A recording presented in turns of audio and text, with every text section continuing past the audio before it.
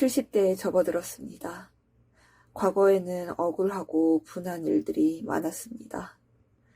억울하고 분한 감정뿐 아니라 가슴이 답답하고 두근거리는 증상도 많이 있었습니다. 지금은 다 잊었다고 생각을 합니다. 용서도 했다고 생각을 합니다.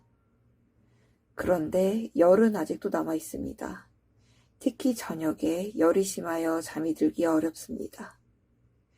흔히 말하는 화병은 다 없어진 것 같은데 여전히 열이 남아 있습니다. 화병이 치료되지 않은 걸까요? 치료를 하면 열이 떨어지나요? 네, 저희 한의학정신건강센터에서는 사연과 관련된 Q&A를 하고 있습니다.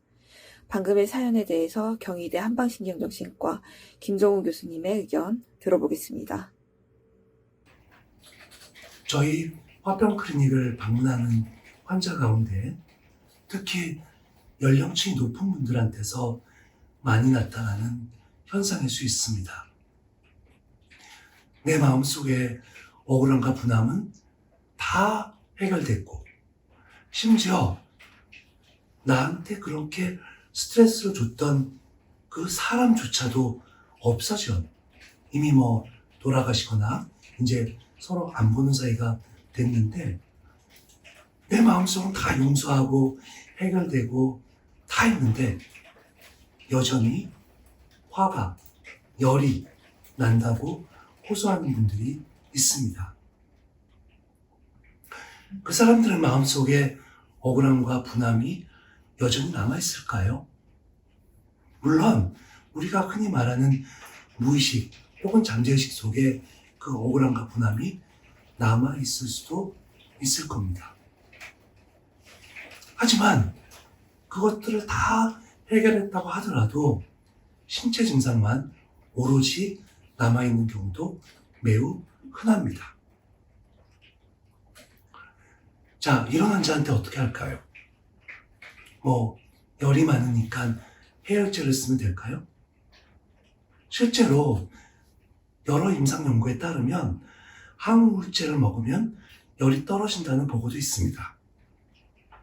하지만 나이가 들어서 굉장히 그 열이 이미 체화, 이른바 고착화된 경우에는 그 열은 쉽게 없어지지 않습니다.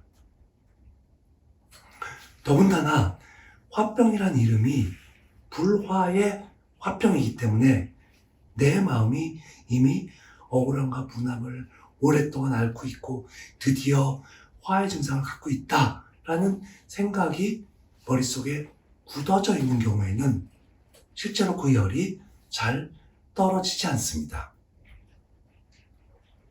자, 그러면 어떤 열은 잘 떨어지고 어떤 열은 잘 안 떨어질까요?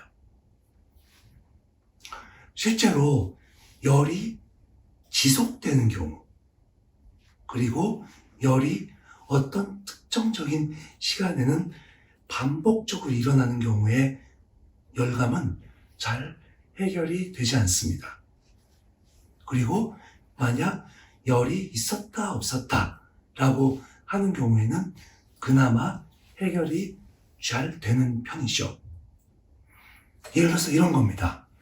나는 친구들과 만나서 얘기를 할 때라든가 그럴 때는 열이 없다가 집에 들어와서 혼자 가만히 있는데 이제 좀 편안하게 쉬려고 하려고 하는데 그땐 열이 싹 온다.